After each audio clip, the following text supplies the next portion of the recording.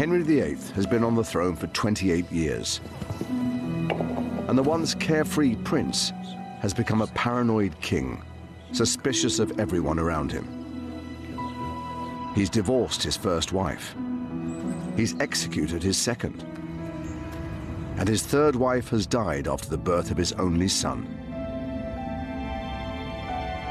Now Henry is alone. His controversial break with the Roman Catholic Church is making him unpopular, and there are rumblings of dissent across his kingdom. Feeling increasingly vulnerable, Henry commissions a portrait designed to promote himself as a formidable ruler.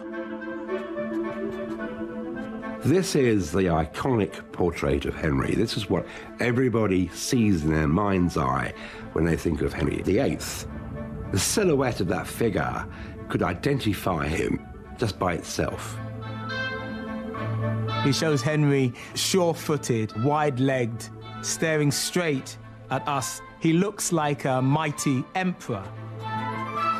It's no coincidence that the codpiece is at eye level. You can't fail to notice it. It's sending out a message that Henry is this great virile king. Everybody knows all the problems he's had getting a male heir, but this painting sets the record straight. None of that was Henry's fault. The painting presents Henry as a powerful monarch in total command of his country. But this portrait is a lie. That picture is propaganda. We know that it's been changed to make his legs look longer, to make him look more muscular. But in reality, Henry was slumping into geriatric decay.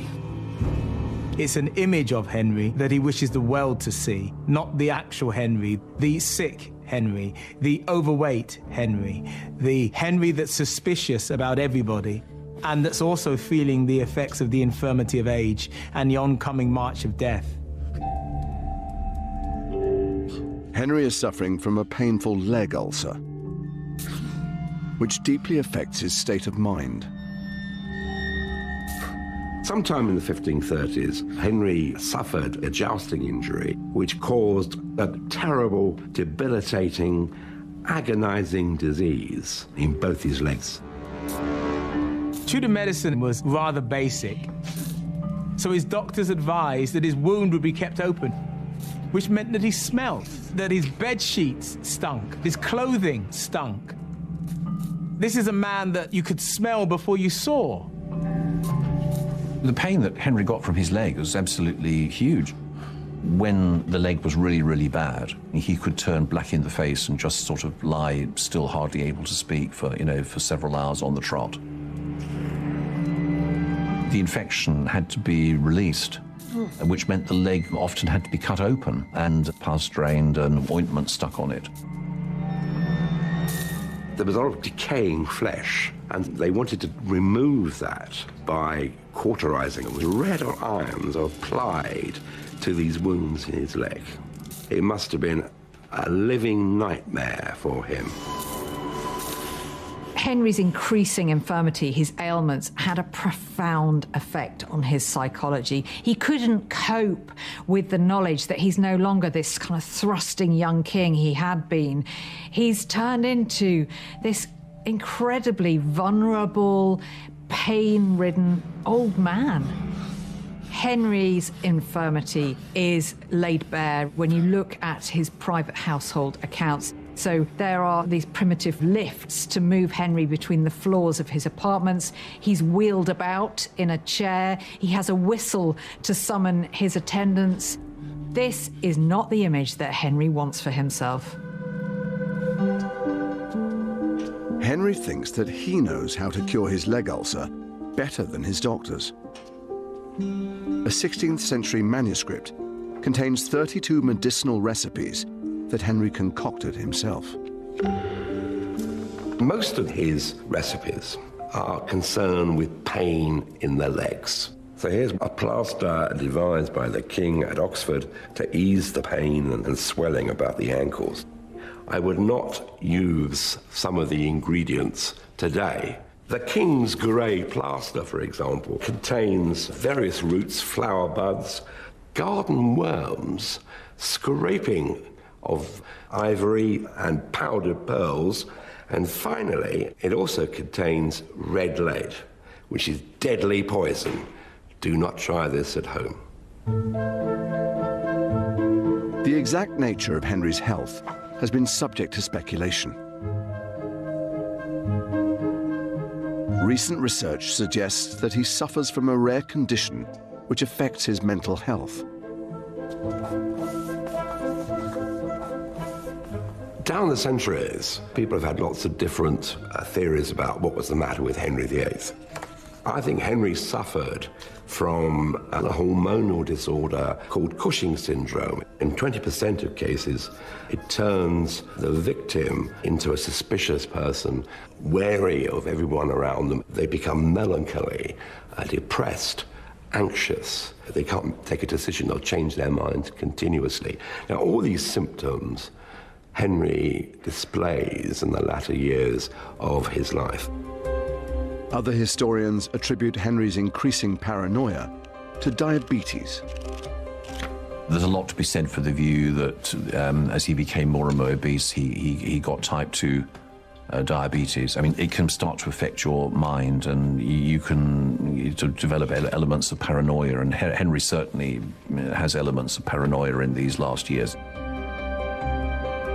Whilst Henry's body and mind are starting to fail, his enemies are gaining in strength. There are reports of a huge uprising in the north of England, and Henry has to act swiftly if he's to keep control of his kingdom.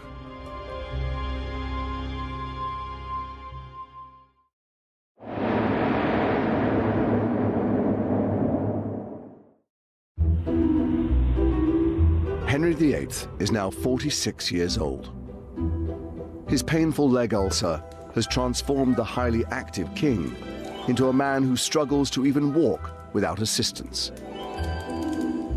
This lack of exercise, combined with massive overeating, are making him obese. And there are detailed records of the enormous quantities of food he eats.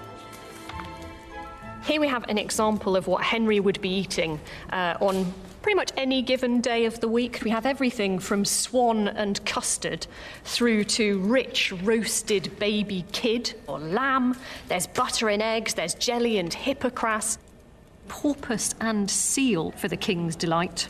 But it's been estimated that King Henry VIII would have been having about double the number of calories, bare minimum, that you would recommend in the 21st century. Because Henry was eating so much meat, he inevitably suffered severe constipation.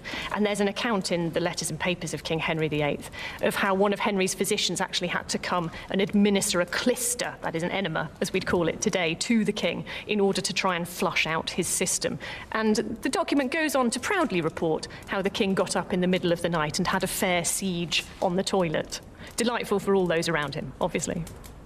Henry always saw himself as that beautiful young prince he had been once, universally adored as a sportsman, an athlete, a Renaissance prince.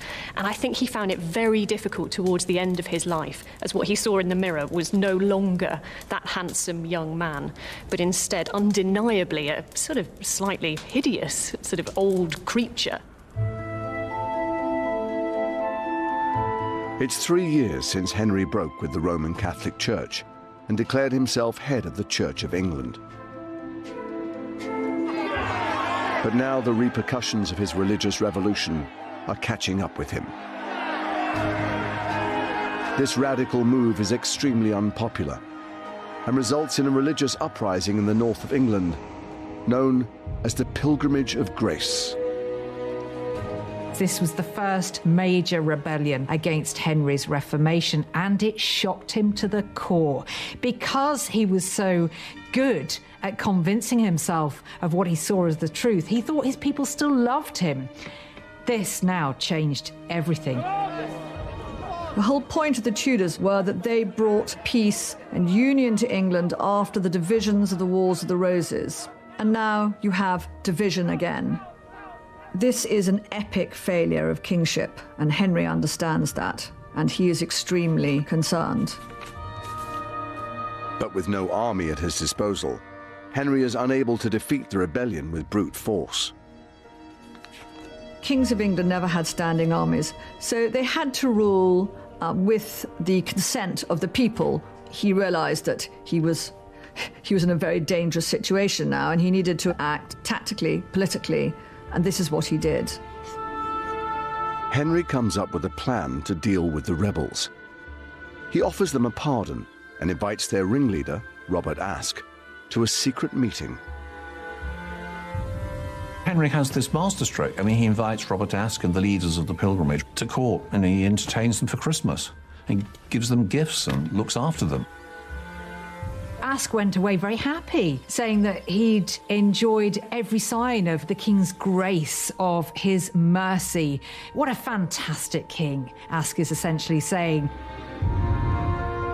But it soon becomes clear that Henry's show of mercy is a trick. And he turns on the rebels with a vengeance. Henry was the sort of ruler who would gull you along and then basically cut you off. He's clever. But what he likes to do is to try and trap people, move them about on a chessboard. He's a very skillful manipulator. Robert Aske returns home, and Henry orders his arrest and execution.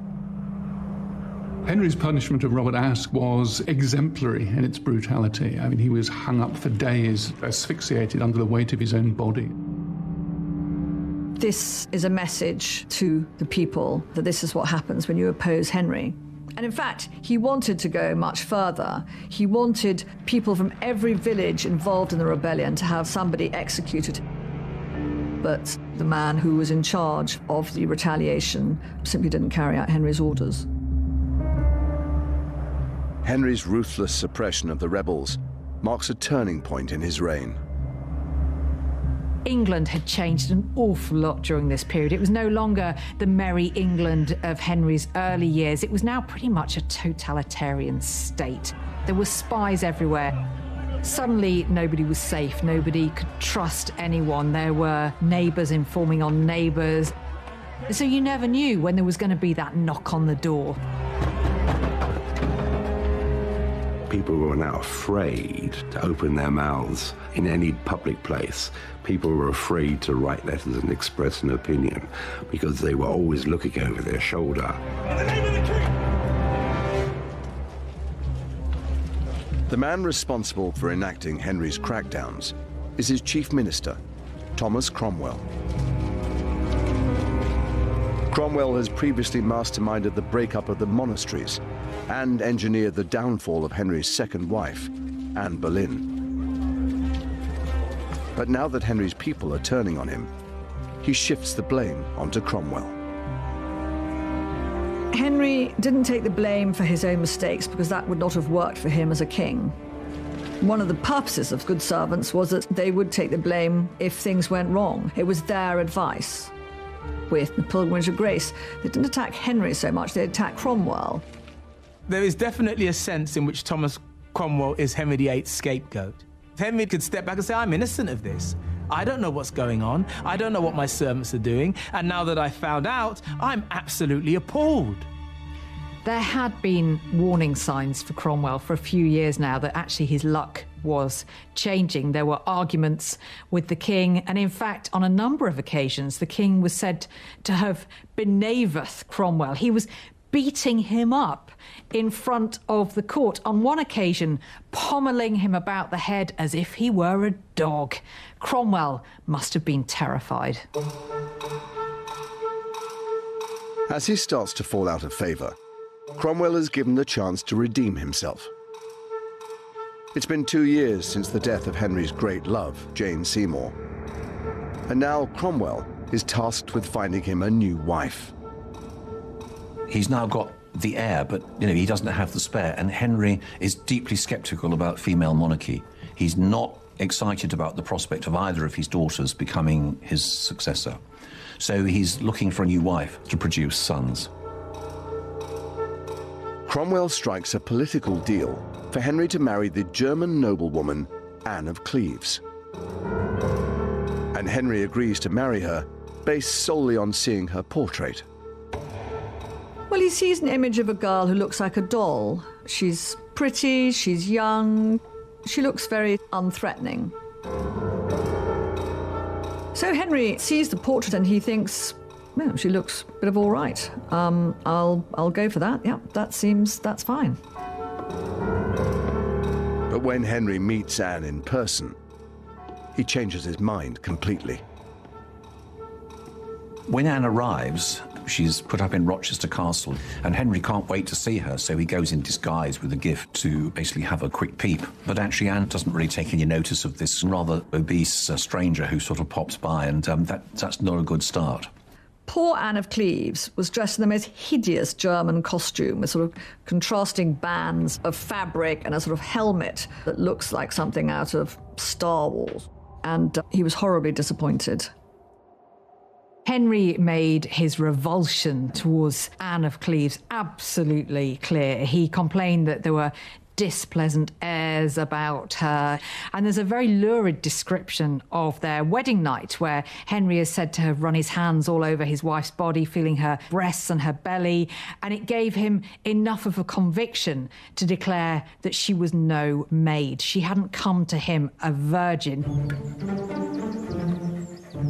Henry's smear campaign against Anne of Cleves actually reveals more about his own personal insecurities than anything else. Henry has for some time been suffering from bouts of impotence, and he finds himself unable to consummate the marriage. I think perhaps he has a bit of a go, it doesn't work out, and then he decides, this is not my fault. Henry said that he was capable of having sex with other women, that he was still having wet dreams. He absolutely insisted that that was known by everyone around the court. Really, it undermined his masculinity that he couldn't have sex with his own wife, but he was not willing to acknowledge that it was his problem. As far as he was concerned, it was her. Henry's PR campaign against Anne was so effective that even centuries later, there's a tendency to still refer to her as the Flanders mare, the ugly wife whom he was lucky enough to get rid of quite quickly. We completely overlook the fact that actually there was probably nothing wrong with Anne, and frankly, Henry was no oil painting by this time. The Anne of Cleves marriage is an unmitigated disaster, and Henry lays the blame squarely at Cromwell's feet. I don't think Henry really turns against Cromwell until the Cleves marriage. When Henry feels that somebody has disobeyed him or has been working against him, he feels that the scales have fallen from his eyes and he's going to do something about it, and so he will cut them off. And he's got this infinite talent for turning loyal servants into enemies of the state, and Cromwell falls into that bracket. Seeking to exploit the growing rift between Henry and Cromwell, Cromwell's enemies at court start to plot against him. Chief among these enemies is Thomas Howard, the Duke of Norfolk. Well, Thomas Howard, 3rd Duke of Norfolk, is one of the most unpleasant men in English history. He was ambitious, vain, arrogant. For Norfolk, Thomas Cromwell was public enemy number one. Norfolk thinks that Cromwell's too big for his boots. He's a self-made man, he's not an aristocrat. The country should be run by people of noble blood, the true counsellors of the king, not these sort of upstarts. To remove Cromwell from power, Norfolk starts a campaign aimed at discrediting him. It doesn't take much to stoke Henry's suspicions. Norfolk claimed that Cromwell was plotting to marry the king's daughter Mary, make himself king. He pointed out the fact he had this huge household that could perhaps turn into a private army and take the throne by force. There was literally no evidence behind any of the charges, but Norfolk knew Henry was so paranoid that he would believe it. Henry was thinking, if Cromwell has let him down, he must have meant it. He must have been in some way acting cruelly to the king. And Henry's ego was particularly precious and particularly vulnerable where he thought he'd been betrayed. For Cromwell, it's only a matter of time before Henry turns on him.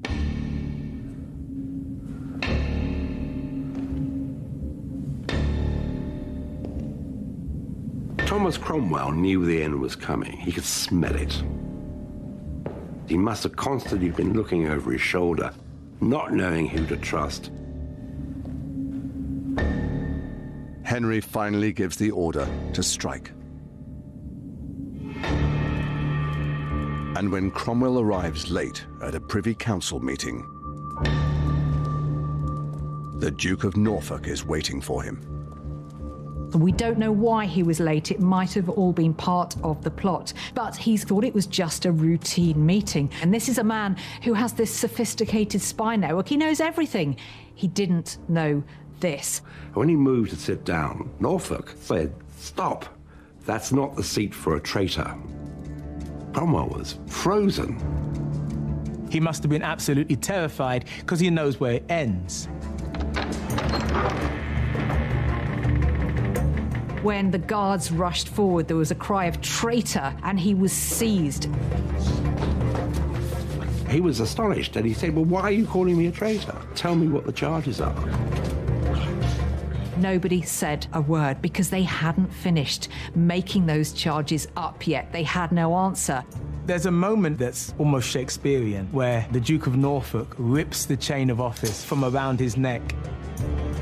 This method of arrest has been devised deliberately to surprise and shock him. He was dragged out and taken by boat to the Tower of London on that dreadful one-way ticket.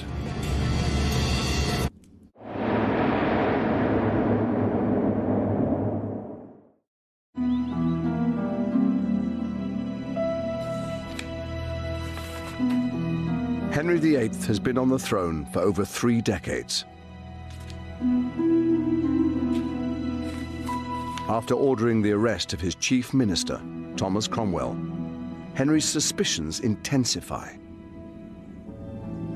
After Cromwell's fall, Henry is actually a rather different character because he starts to say for the first time, "I trust no one but myself." He doesn't appoint another chief minister. And, you know, people have said, "Oh, these are years without a policy, you know, no one was up to the job." No.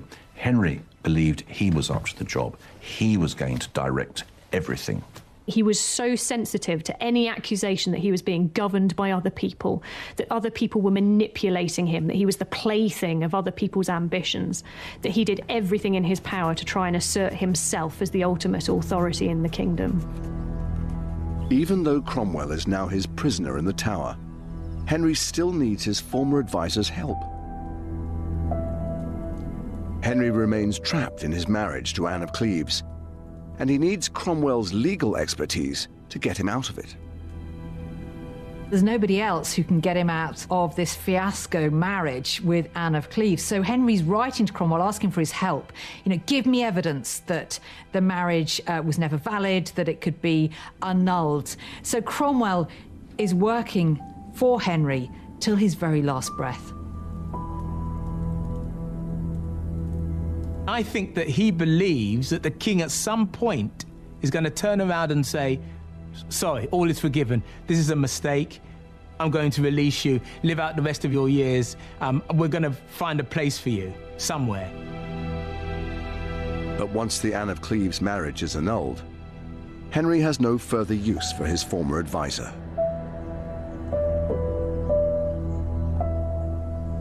Someone like Thomas Cromwell isn't a friend. He's a human tool of whatever it is that Henry wished to achieve at any moment. And so he will pick a tool up and he will use it, and when it no longer serves its purpose, he will cast it aside. On the 28th of July, 1540, Thomas Cromwell, once one of the most powerful men in England, is led to the scaffold and publicly executed on Tower Hill.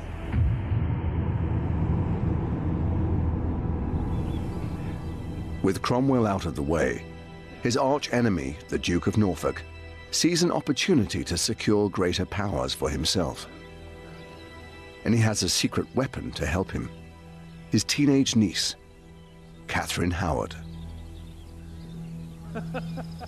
The moment that Catherine Howard was in the king's bed, Norfolk probably thought he was absolutely made for life. I mean, Norfolk was a cynical, unpleasant career aristocrat who beat his wife, knocked her teeth out. I mean, this was not a nice man. So the fact that he was using women as pawns in a political game shouldn't surprise us. Norfolk's position is secured when Henry takes Catherine Howard as his fifth wife. He seems to rediscover something of his lost youth in her. He adores her and is seen playing with her in public. So he feels himself to be this young king again. He wanted to prove to everyone around him that he was a virile man.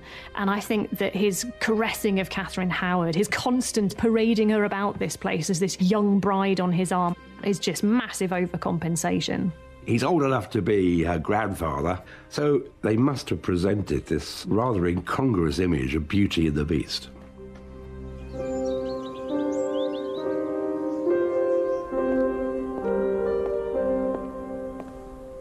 But Henry and Catherine's honeymoon is short-lived. After just 15 months together, evidence emerges that Catherine wasn't a virgin when she married him. On the 2nd of November 1541, Henry VIII was at Mass up in the King's Closet, just above us here in the Chapel Royal of Hampton Court Palace, and he was presented with a letter from Archbishop Cranmer that relayed the sordid details of Catherine Howard's past. And it explicitly says in this account that Cranmer didn't just tell the king this information, but instead put it in writing. He declared the information thereof to His Highness in writing. Because, as it says here, he had not the heart to express the same to the king by word of mouth. And I can easily imagine that he wouldn't have the heart to tell the king that his jewel of womanhood was in fact a woman of considerable sexual experience. This account makes it very clear that Henry was completely heartbroken when he discovered this news. It says his joy was turned to sorrow. He wept bitter tears. And you get this impression of someone who really, really wanted this marriage to work, who was deeply in love with Catherine Howard, and whose world just came crumbling down around him when he found out the truth about her. Several days later, the allegations against Catherine intensify, and she is accused of having an affair during her marriage to Henry. The moment he learnt about this, the moment he learnt that it was true that she had had an affair, he left. And that's what we see Henry doing time and time again in his relationships. It's quite disturbing that Henry has this capacity to just sort of turn off and move on from a person, even one who clearly he loved very deeply. Catherine Howard's fate is clear the moment Henry turns against her. She is beheaded for treason at the Tower of London. Catherine was just a girl who had been taken advantage of by men for most of her life, who ended up dying very bravely, but very horribly. After Catherine Howard, Henry is left with the reality of an aging man who's losing his virility. There is a sense of deep unhappiness that this is what he now has to live with, the wreck of the prince he once was. Despite 5 failed marriages, Henry only has one legitimate son. So he embarks on his 6th marriage, to Catherine Parr, hopeful that she will provide him with a spare heir. But Henry's also increasingly concerned about his imperial legacy. And for a Tudor king, that means only one thing: going to war. He's trying to recapture his lost youth, and he tries to do that by going off to war. He's going to be this great crusading king again, reclaiming parts of France. Henry grew up on tales of daring do against the French. Henry V, Agincourt, and all those other famous victories. Henry had always wanted to have military glory in his portfolio of achievements. In this period, the English nobility want to go smashing up the French, just like 21st century tourists want to go, around northern France on holiday. Here at Windsor Castle is a treasure that epitomizes Henry's image of himself as a warrior king. In the latter years of his reign, Henry specially commissions this suit of armor. Here is the physical embodiment of Henry's childhood dreams, the symbol of chivalry, and the image of an armored man, Henry VIII's armour. Now, armour in the 16th century was made to measure, none of this off-the-peg stuff. It provides us with the true image of Henry as he would like to be projected, of power and might and ruthlessness. You can almost imagine his little piggy eyes behind that visor, glaring at us with contempt. Despite the commanding image that Henry wants to project, his armour is actually enlarged to accommodate his increasing size. Here, they're having to let in 5-centimetre plates on each side of his back plate because of his expanding girth, because he did weigh 28 stone. Now, in National Health Service terms, his body mass index was way off today's scale. He was a man mountain.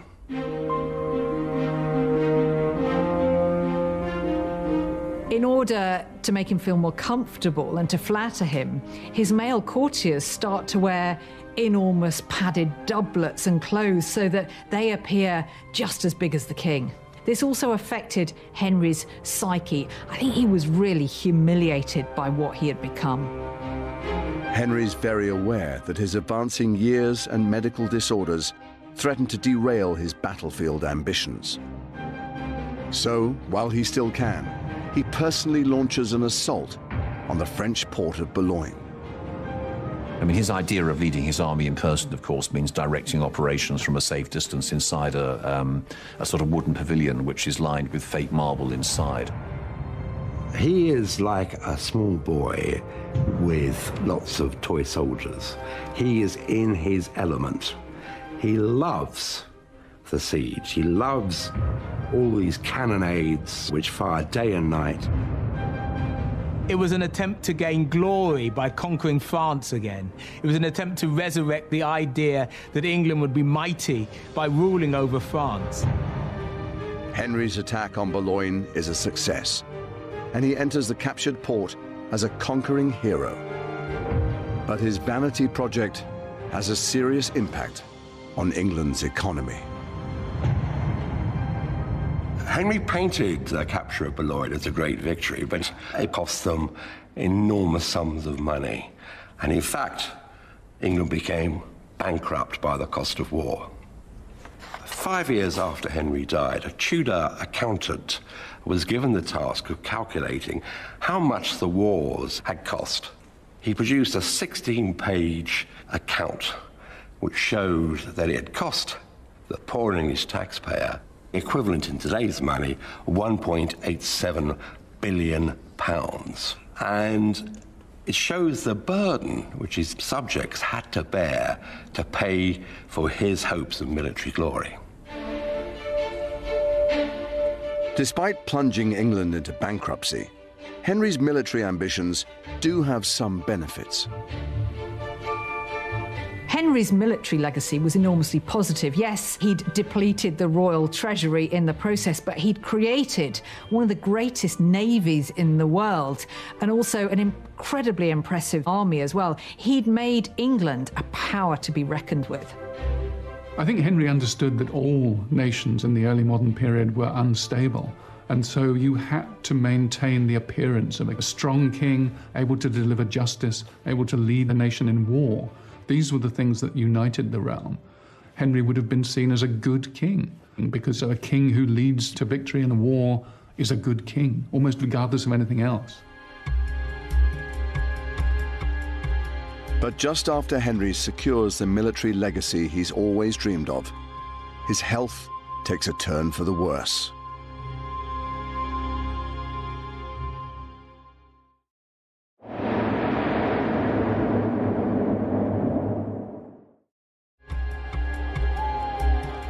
As his health deteriorates, Henry takes to shutting himself away in his chambers.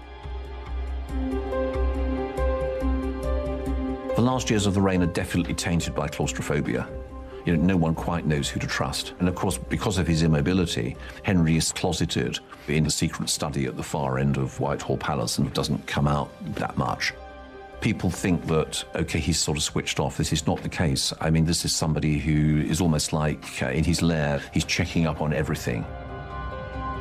A good way to view Henry would be as a rather malignant spider at the centre of everything which went on within England.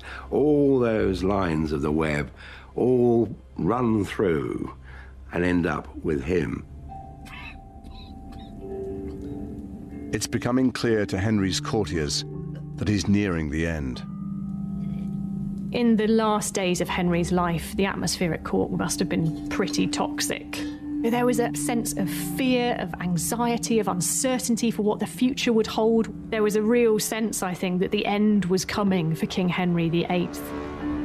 But no one is brave enough to mention this to Henry himself. A dying king is, like a dying lion, extraordinarily dangerous. Everybody was terrified that Henry still had the power to kill. It was said that no one would give him any official advice because they were frightened of his reaction. Imagining the death of the king was treason. So in a capricious reign where people had been charged with treason for all kinds of offences, simply telling the king that he might die is not something that even the bravest counsellors would be able to do. The only thing to say to a king is, it's a scratch, you're sure to get better. Tomorrow we'll go hunting. Everything will be fine. As Henry's health gets worse, the finishing touches are put on one of the most important documents of his reign. His last will and testament. It reveals his attempts to retain control over his kingdom even after his death. This, very excitingly, is the last will and testament of King Henry VIII. Here you see Henry R, Henry Rex, Henry the King. This is Henry's last-ditch attempt at controlling the future of England. If you ever needed proof that Henry was a bit of a megalomaniac, this is it.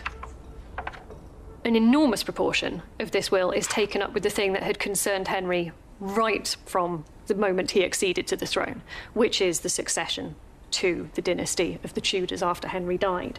It's not a surprise that, of course, what Henry most wants is his son Edward to become king after him, but perhaps because he himself was a second son, he provides for the possibility that Edward might die. In other words, even on his deathbed, Henry is still trying to claw his way into control beyond the grave. Even more extraordinarily, given that Henry, as I say, is dying at this point, he provides for the possibility that there might even be another wife in his future. Any lawful wife who I shall hereafter marry.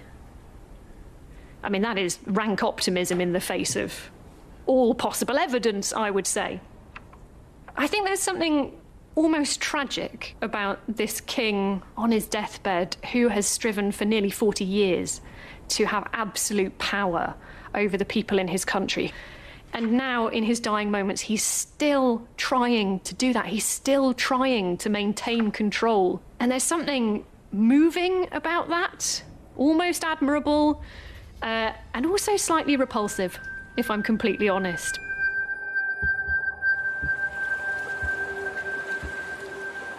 Henry is growing so ill that he's started to drift in and out of consciousness. When Henry was on his deathbed, he must have felt that his dynasty was coming to an end. Henry wasn't in a position to pass on his crown to another stable male monarch. His son, Edward, was still very young. When Henry knows that he really is now going to die, he must have been wondering if he was going to end up on the right side of things with God. I mean, he was Christ's deputy on earth, but he was also going to be judged, and Henry must have been wondering whether actually he had quite got things right. Henry was now presiding over a realm divided in which religion had become an irreconcilable grievance.